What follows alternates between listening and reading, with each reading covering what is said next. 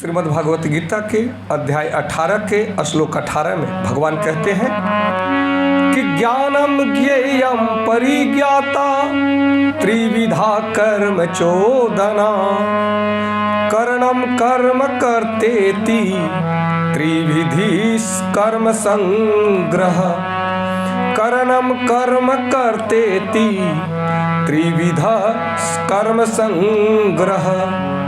भगवान कहते हैं ज्ञान तथा ज्ञाता। भगवान समझाते हैं कि ज्ञान, ज्ञेय तथा ज्ञाता ये तीनों कर्म को प्रेरणा देने वाले कारण हैं। इंद्रियां अर्थात करण, कर्म तथा कर्ता ये तीन कर्म के संघटक हैं। भगवान समझाते हैं कि दैनिक कार्य के लिए तीन प्रकार की प्रेरणाएं हैं: ज्ञान, ज्ञेय तथा ज्ञाता। कर्म का उपकरण करण, स्वयं कर्म तथा कर्ता ये तीनों कर्म के संघटक कहलाते हैं।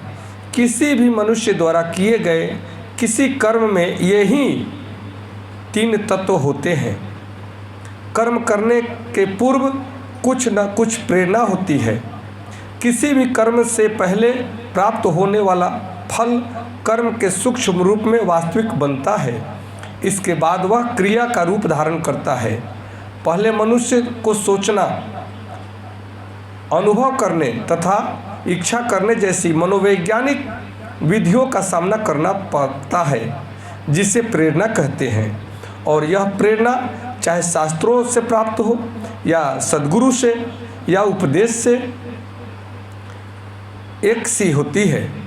जब प्रेरणा होती है और जब कर्ता होता है तो इंद्रियों की सहायता से, जिनमें मन सम्मिलित है और जो समस्त इंद्रियों का केंद्र है, वास्तविक कर्म संपन्न होता है। किसी कर्म के समस्त घटकों को कर्म संग्रह कहा जाता है। नमस्कार, धन्यवाद। जय श्री कृष्ण।